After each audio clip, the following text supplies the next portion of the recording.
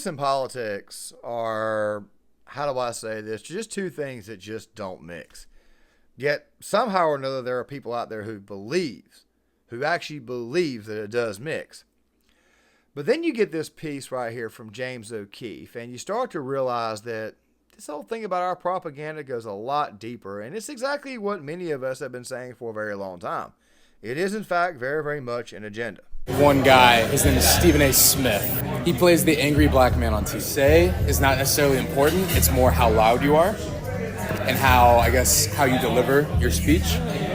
He does that pretty well. I think the higher-ups at ESPN and Disney see that. He's like this angry black man. He goes on Fox News probably like once a week. And he'll talk about like Gaza. And he has no idea about Gaza. He'll talk about LeBron's son for like a while.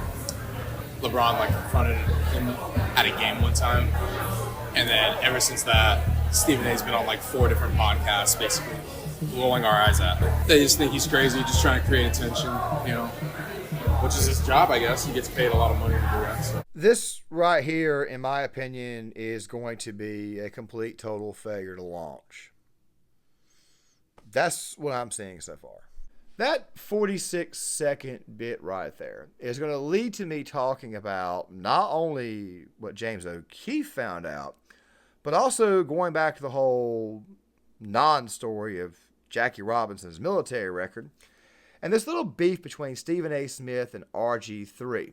Of course, you guys are also seeing Nick wrong in the B-roll footage, and the reason why is because I did do a video on that earlier, which of course will be linked in the description box. It'll also be in the end cards at the very end of this video. And of course, the whole topic about Jackie Robinson basically being a product of DEI is getting kicked around, which of course these people are showing you who the hell they really and truly are. They themselves are extremely ignorant and also, to go on top of that, extremely racist. But of course, conservatives like myself, we're the ones who get, we're the ones who get pinned with this because obviously they control the media. Now guys, the topic of sports and politics is something that I have talked about on this channel before. As a matter of fact, the channel itself was originally built on this, and then of course I went more into actual prepping and politics and false narratives and reactions and pop culture and all that stuff there. And after a while, it got completely and totally convoluted. So, of course, I've chosen to kind of bring this channel back to what it originally was, to talk about sports and sports media and how it is they keep getting things wrong, with the occasional media criticism from time to time. There will be updates in tomorrow's video, which I will more than likely go ahead and do today, which, of course, I'm going to go ahead and tell you right now. I'll go ahead and preview that. It's going to be about the JFK files, but that right there will be tomorrow. So, just stick around for that there. Of course, the updates on exactly how I'm posting, I'll probably talk about that towards the end. But I want to stay on this topic of sports and politics because, as you guys know, sports is designed to unite people, not divide them. But some figures out there have been used to help divide people, and most of these people tend to be on the left side of the aisle. I don't know if you guys have noticed or not, but at Fox Sports and ESPN, it seems to me like all the conservatives have been removed. Of course, they now have their own YouTube channels, Whitlock, Marcellus Wiley, etc., etc., etc. However, there is one personality who did dabble in leftism who seems to be coming back towards the center, and that right there is obviously RG3. We'll get to him soon. But of course, we got to get through this Project Veritas piece, and we got to get through all this stuff here. By the way, it's not really a Project Veritas piece, it's James O Keefe. James O Keefe was the guy who founded Project Veritas, but then, of course, they eventually got him booted out through nefarious means, but we'll all get to that here in a second. Now, before we fully dig into this, make sure you guys please hit the like button so that way the video will stand a better chance of getting out to a much, much larger audience. Also, something else too, if you want to support this channel, the best way to do it for free is to hit the subscribe button and become a subscriber. Also, if you are already subscribed, make sure the notifications bells are on so that way you guys know that these videos are released. And let us go ahead and dive in. So the other day, James O Keefe dropped this piece that you guys saw roughly 46 seconds of at the very beginning of the video. It's a conversation with the guy about Stephen A. Smith at ESPN. And of course, if you guys haven't noticed, Stephen A. Smith has been doing more and more media recently. He's been on Fox News a lot. He's been on News Nation a lot. He's been on CNN a lot here recently, especially this one with Jake Tapper, which we'll get to here in a second. They're trying to get Stephen A. Smith out there. Now, people have speculated that Stephen A. Smith may be running for president. I've already done a video on this, and I've already talked about how it would be an absolute disaster. And if anything, conservatives like me would welcome Stephen A. Smith running for president because he would be very, very easy to beat because not that many people would actually vote for him. they're going to try for an Afrocentric campaign that nobody is going to, let's just put it this way, it's only going to appeal to one type of voter, and it's just not going to work. But still, though, the point is this right here. He doesn't have a snowball chance of winning. He's gone out with James Carville recently. He's gone out with several pundits. And, of course, he goes on Fox News and shows you exactly how little he knows. Still, though, at the same time, though, him given a contract by ESPN worth over $20 million a year should strongly indicate that he probably does not seek any higher office. So what the hell is he trying to do? Well, it seems to me like he's trying to become a much, much larger voice in the overall conversation, and people are starting to figure out exactly how weak he really and truly is.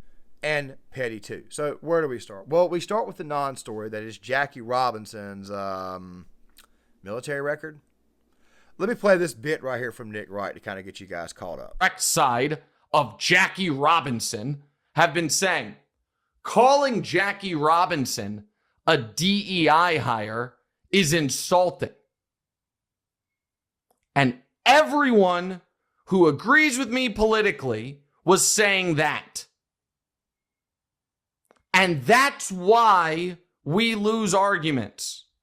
Because we have just seeded the ground that, oh yeah, DEI is bad. Diversity, equity, and inclusion. What that means is people who didn't deserve a job got one. And don't you dare call Jackie Robinson DEI, because he wasn't. He deserved it. But what people don't see is that's how. If you know baseball, then you know that Jackie Robinson, the player who broke the color barrier, he was also talented, and he was signed because of his talent, but he was also signed to break the color barrier. His accomplishments are not the accomplishments of diversity, equity, and inclusion.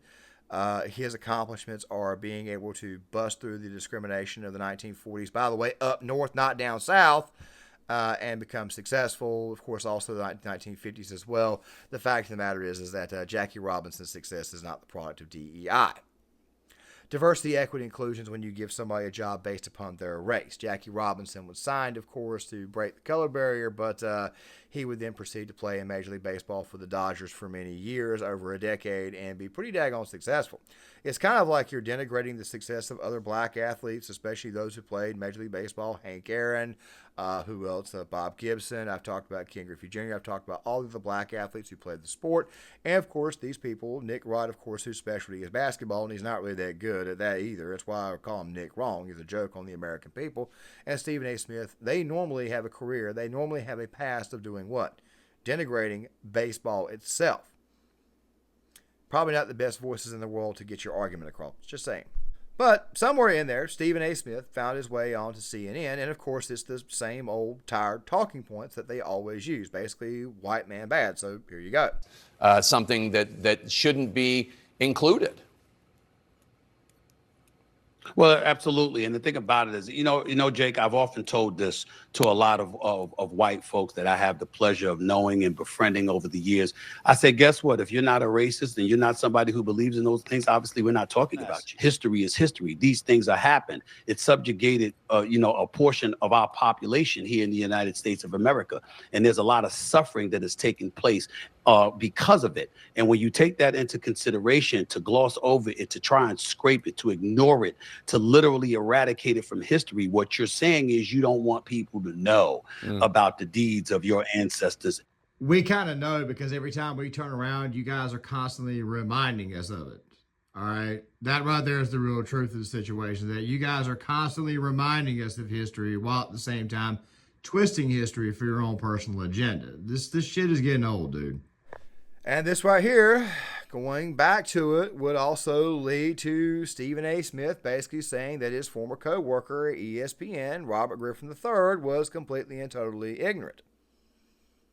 Then he would turn right back around after that, and he would basically air out all of RG3's dirty laundry from ESPN.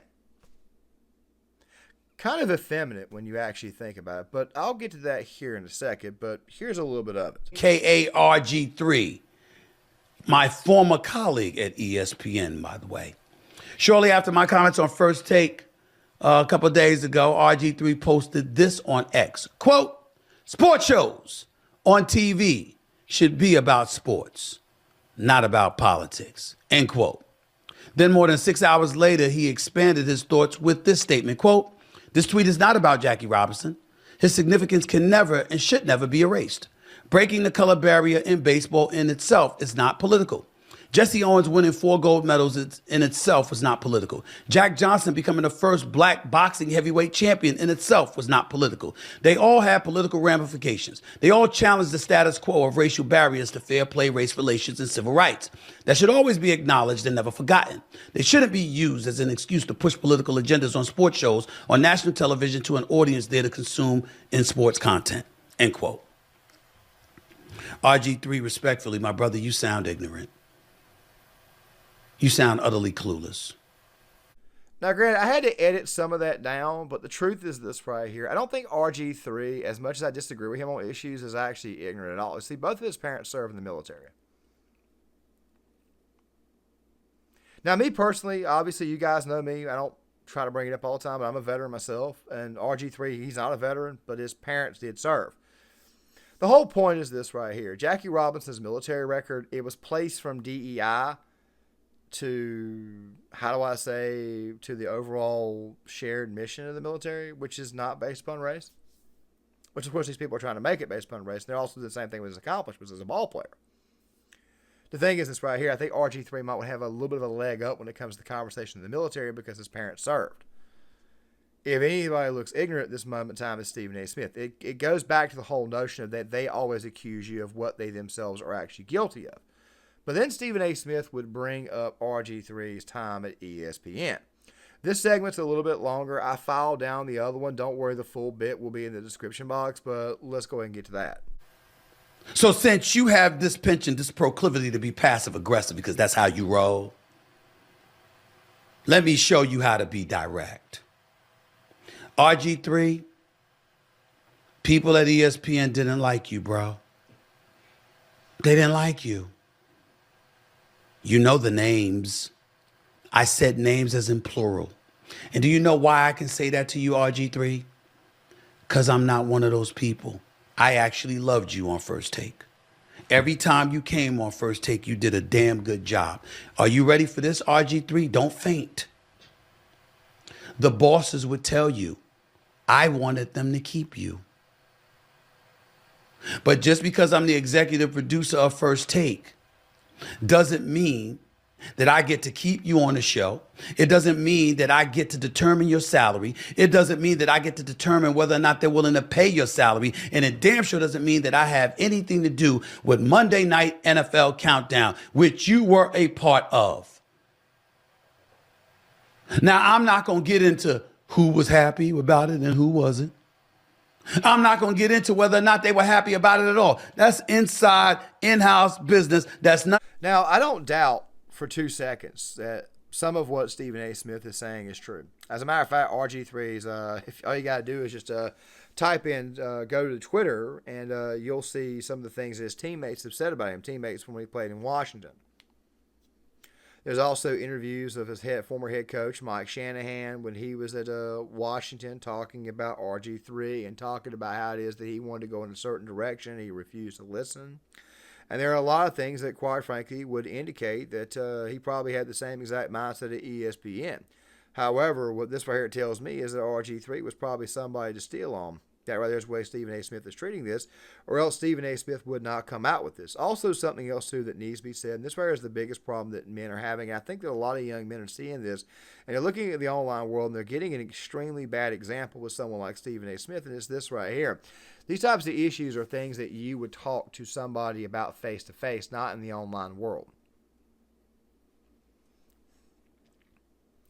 That whole bit right there was basically Stephen A. Smith telling you that he himself is 100% above reproach. Which is funny, too, because he's recently bowed down on the topic of Bronny James after going on Gilbert Arenas' podcast and talking about how it was that LeBron James' move on him the other day was 100% weak. But in reality, it was weak not for the reasons that you think. It was really weak because LeBron James was saying that you can no longer criticize my son publicly as a basketball player and a public figure, basically creating he's a brand new little prince, and of course you can't say anything negative about it. Only person to leave the sport of basketball in worse shape it was before he went in. Just saying. But getting back to RG3. Robert Griffin III has taken the social justice warrior line on several occasions. However, recently he's not been doing that. And when he tweeted out that Sports should be about sports and not about politics. He was 100% correct. We watch sports to be entertained. We watch sports because we want to see greatness. We don't watch sports to have politics injected into our daily viewing. You could say that we go to sports to get the hell away from all the troubles of life. Don't worry, we'll get to the veritas, to the O'Keefe piece, because it's where it further confirms it. But the point is this right here. Someone like RG3 has been coming back a little bit more towards reality, and I think I figured out how in the world he actually did that. I did a video a while back on RG3's interview with Dana White and RG3's wife, and you can very, very well tell during the conversation when it turned to Trump, RG3's wife was very, very much engaged in what Dana White was saying. It's possible this was a case where RG3's wife may be having a bit of an impact on him, and he started to come around to her thinking. Just saying, just pointing that out before we go any further. But then we get to the James O Keefe piece. Now, guys, I've referred to it as the Veritas piece from time to time, and I apologize for that because the truth be told is this right here. James O Keefe, he's not with Project Veritas anymore. They ousted him. But James O Keefe on his own is basically doing the work that got him famous. Now, guys, this bit right here is 2 minutes long, 2 minutes on the dot. I'm not going to interrupt. I'm just going to let it play all the way through, and I'll come by and give you guys my thoughts on the other side. We have this one guy, his name is Stephen A. Smith. He goes on Fox News probably like once a week. And he'll talk about like Gaza. And he has no idea about Gaza. Fox News will have him do like a 10-minute like conversation with their anchor talking about like his views on Gaza. And we're like, brother, you were just talking about the Lakers like 3 hours ago. Like, what do you know about Gaza? He is the angry black man. He plays the angry black man on TV. The angry black man stereotype is basically you're loud, you talk over people. What you say is not necessarily important. It's more how loud you are and how you deliver your speech. He does that pretty well, which that's why I can respect why they paid him. Because he knows his role. He knows how to like play that role really well. And I think the higher ups at ESPN and Disney see that. He's like this angry black man that like literally is cursing LeBron James or like cursing somebody else or whatever. Stephen A. had been talking about LeBron's son for like a while. And long story short, LeBron like confronted him at a game one time, like lately or like recently. Like stepped up to him and like basically said, "Stop, talk shit about my son." And then ever since that, Stephen A's been on like 4 different podcasts, basically like, I thought it was a weak move, like coming up to me and whatnot. It's just this whole like embarrassing thing that we're all like rolling our eyes at. They just think he's crazy, just trying to create attention, you know, which is his job, I guess. He gets paid a lot of money to do that, so. To do what? To like create chaos, to create like controversy, like an argument. That's like his job, basically. So he's like an investor? Yeah, that's a good way to put it. Very much whoever's buying my shit, I will sell you my bullshit. Which it's like Fox News sometimes. The angry black man trope is the first thing that I want to address. There are other men out there who take the angry black man trope. Jamal Bowman, former representative out of New York, Yonkers. He lost his seat in Congress, and now he's a CNN. And by the way, he's getting sued by Elon Musk over calling him a Nazi. Is extremely emotional, highly emotional. This guy is absolutely insane. He screams, he hollers, he acts extremely effeminate. And Stephen A. Smith also acts effeminate as well. I would just say that Stephen A. Smith is a woman. He just happens to be a much, much, much more mature woman. Still, nevertheless, he's catty. Nevertheless, he's underhanded. He's shady. Everybody knows this. I don't think anybody at ESPN actually likes him. I actually agree with that, and I think a lot of it is because of the angry black man trope, which in a lot of ways makes black men look bad. It makes them look terrible. But of course, there's also white men out there who also act extremely effeminate as well. You guys just saw one, the person being Nick Wright. There's a lot there that we've been saying the whole time, but it's scripted. He goes over to Fox News. He has a conversation with Sean Hannity. He talks about the Gaza Strip and what's going on there. And he has no fucking clue of what the hell he's talking about. Or the whole notion about the whole LA Lakers thing when he got approached by LeBron James. Did a video on that there a while back. I'll link in the description box for you guys. And what happened in that case? He decided to go on Gilbert Arenas' podcast and basically take the exact opposite line of what he take on ESPN. Of course, it's like, why didn't you just say something to LeBron right then and there? LeBron wasn't going to hit you. He wasn't going to do that at all. It happened during a game. You yourself even admitted that. But there is a positive here. You see, for a long time, myself, others here on the platform, even some people who are definitely more famous than myself, have been saying that Stephen A. Smith was really nothing more than a squawk box and a parrot who operates on scripted lines.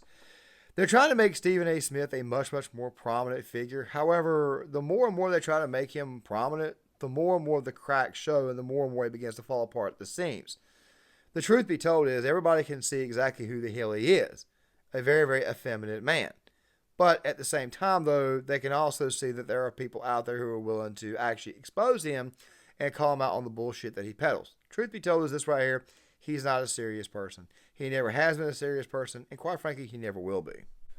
But if you guys heard me at the very beginning, I said that the push was going to fail. Now, I haven't really talked much about a push, but let me explain what I mean to close out this video. Stephen A. Smith is the face of ESPN. They just inked him to a massive contract. He's going to get paid a lot more money. They're giving him the freedom to basically talk on YouTube, basically on his own. They also did the same thing with Shannon Sharp. And a lot of these sports personalities at some point in time will eventually be able to do the same thing. However, the push here is to allow Stephen A. Smith to, how do I say this, go on all these other networks, all these other liberal networks, minus Fox News, which of course was brought up because the guy said they were getting irritated with him on Fox News. I personally don't think that they are irritated with him on Fox News. I think what the hell is really going on is that they're irritated with him being so fucking stupid and so damn clueless when he goes on Fox News. And by the way, the primary person he uses to talk to is Sean Hannity, so there is that there. I think that the idea, the push here with Stephen A. Smith is to try to make him a moderate left voice, hence the reason why it is during this whole Jackie Robinson situation. Stephen A. Smith would end that 7-minute and 37 segment that he did the other day in response to everything that was going on. He would end it by saying he wanted a debate with Pete Hegseth, Donald Trump, or J.D. Vance. Two of those three I know for sure are not going to debate him because, quite frankly, they don't have time. Actually, I take that back. Trump probably won't debate him, but Vance may debate him. That will not go well for Stephen A. Smith, and I honestly believe that Pete Hegseth would also roll him the hell up too. The point behind all this is to give Stephen A. Smith a push into the overall mainstream. I mean, really, the contract that he signed with ESPN is not too damn different from the previous one, and he's probably got a buyout in there. However, this push right here will once again fail, and I think that O'Keefe is already on this by talking to the co-workers who know that the man, really, to tell you the truth, is an absolute joke. So, no, I don't see this push happening. Now, guys, I wanted to kind of end this video on a segment of updates. I'm going to wait till tomorrow to give you guys that, but just know this right here, and we'll talk further about it in tomorrow's video on the JFK files. It'll be the only video that's going to be released. But I want to also say this right here. We're going to be going back to the 2-1-2 format that I had before, where Mondays you get 2 videos, Tuesday you get one that's a little bit longer, one that's not as trending. Wednesday you get 2, Thursdays back to 1, Saturday 1, Friday you get 2, maybe an extra one in there somewhere. We're going to be going back to that right there for the time being, because I did say that I was actually going to make this right here the daily channel, and then of course work on the other 2 channels as the side projects. One about movies, films, and stories, the purpose, the point, the commentary, and of course the other one of course being the Crusty Old Vet, which of course is about military history and going to be about military films and stuff. But we'll talk a little bit more about that tomorrow in tomorrow's video, so make sure you guys stick around for that there. Make sure you guys please hit the like button, subscribe, share the video, sign up in the comments, and I'll see you guys later.